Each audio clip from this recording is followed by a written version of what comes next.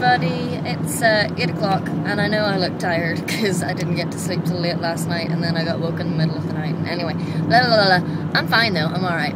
Anyway, last night the hymn or us, can Christianity and homosexuality coexist, was really quite interesting. I mean, the panel, there was a minister who was very open to accepting gay people, gay couples and families as members of his church.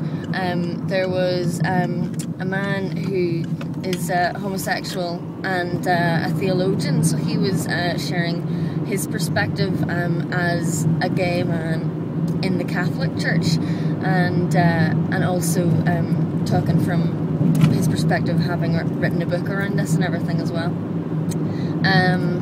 Then there was a man who was married. He has a wife and children, but had realised at some point in his journey that he was gay, but made choices to stay straight and married to his wife and not abandon his family. And now he has an organisation that does reparative therapy, so that it helps.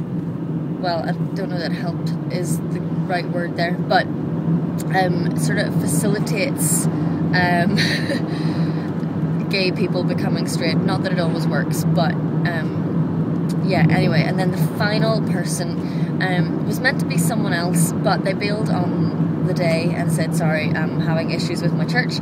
So they had to phone 62 other people before they found this person who said, yes, I'll come along.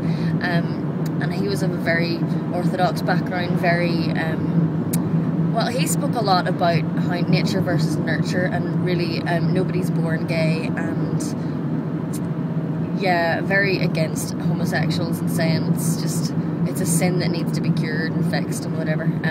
He was lovely, and it was very brave of him to come along to something like that, knowing that he was going to be in the minority, and everyone really respected him for that too. So it was a very good evening, and while there was some things that people didn't agree with, I guess at the same time there was lots of things that people had already heard, you know.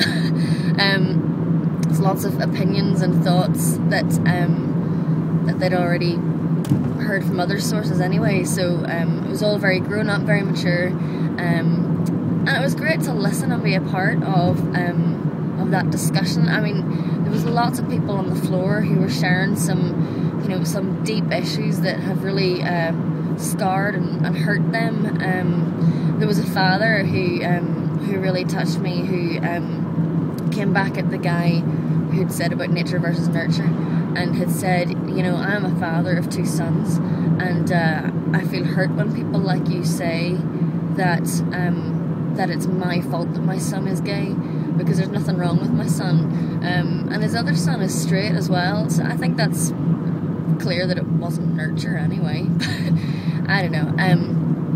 Yeah, so it was just a really fascinating evening. It was great to be among a discussion like that, and just actually, instead of just presuming things, just hearing from the horses' mouths just what pain had gone on, what hurt had gone on, and how the church responds to homosexuals and homosexuality. Yeah, I mean, there's some churches that seem to respond well, but for the most part there's a lot of hurt and pain, and it's interesting thinking, how do we address that then, and how do we respond to that? So it's left me with lots of food for thought, and I kind of wish there was more forums like that, especially for young Christians, to come and discuss these things with their pastors, ministers, priests, general clergy and whatever. One other thing that I wanted to add to those thoughts that I had earlier today was that, you know, I just thought it was amazing, you know, when you think about it, how far advanced we are in this discussion. I mean, I know people would ideally like, you know, things to be resolved and reconciled and things by now, but when you think about it, it's a huge, huge issue. And when you think about it as well, I'm going to say that lots, when you look at, you know, this situation the world over, I mean, there are countries like Uganda a few years ago that decided gay men and gay women should be killed, and you know, other countries around the world and whatever where homosexuals are persecuted.